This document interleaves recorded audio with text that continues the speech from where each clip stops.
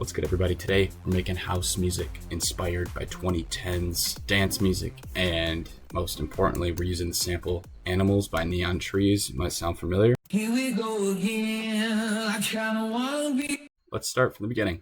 Meaning the sample, right? We find the sample, I strip it out in FL Studio, stem sampler, go to vocals. And then so for the vocals, when you do get them out, a big thing is the vocals are gonna be kind of messed up from extracting the sample. It's not perfect, like you can hear. Play pretend you're just a cannibal and I'm. But with all the other layers, it turns out. But when you go into the mixer and we have Vox here, right? Play pretend. Then my Vox submix. So all we're doing is adding a little bit of distortion, some EQ, some chorus, some reverb, and a little bit of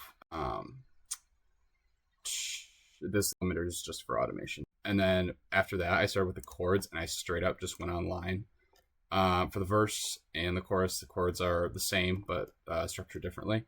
I loaded up Keyscape here, and basically, Here we go again. I kinda wanna be more than friends. So take it easy on me. I'm afraid you're never satisfied. and so yeah, I just followed the chords that were online for that. Because I wasn't trying to find them all by myself. I don't know if my music theory sucks, you can let me know, but that's what I did.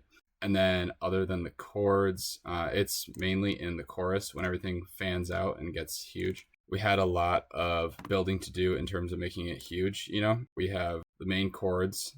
These are also changed, right? Because our structure changed. Main chords, the chord layer, just as big as we can get it. And then some horns. All these are also, if we look, these are panned a little bit.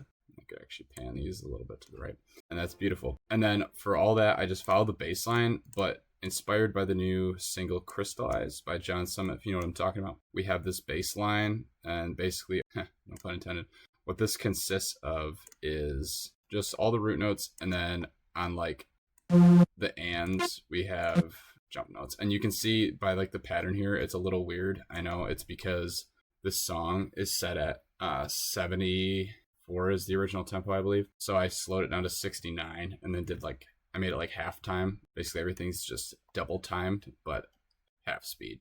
Once we built the vocals, we got the drums all built out. And so for that, what we did is we just layered a couple claps, open hat, and a hi-hat loop as right here, as well as our own hat. So,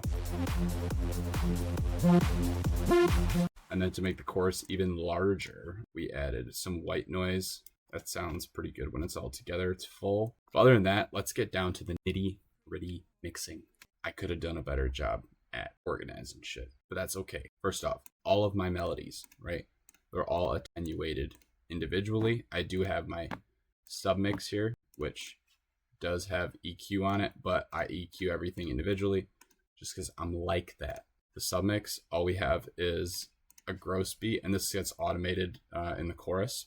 And then we have a little bit of reverb and some EQ. And then a big thing with melodies that you're going to want to always do in this 2010, everything is so overly compressed. You make your submix, you write everything in your melody, submix, and you're going to route and have parallel compression. And I'll show you while it's playing what this looks like. Here, this is with it playing. I'll open it up.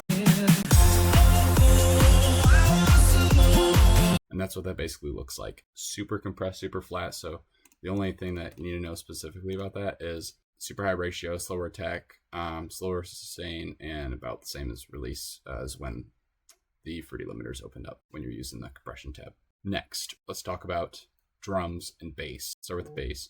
We have our bass, and then we have our sub. Both are EQ'd. If you're a beginner, don't worry about this. Just use a bass. There's too much shit to worry about when you're doing this, I swear to God. If you're advanced, this is what I'm doing. What you're going to be hearing here is I have my bass EQ'd, but it's just kind of cutting out. It's shelving out that around 50, 60 hertz. And then if I go to my sub,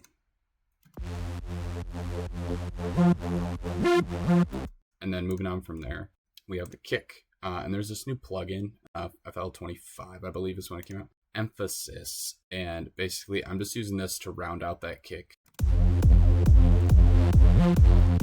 What it looks like. so moving on from there, the rest of the percussion mixing basically is just a matter of balance. It's not a whole lot of magic sauce. I guess I'll just say that. Like, it's house music, it's not rocket science. So you just want everything to be leveled well, then that's 95% of the work. And now for the final step of the mix. The mastering is not supposed to be rocket science either.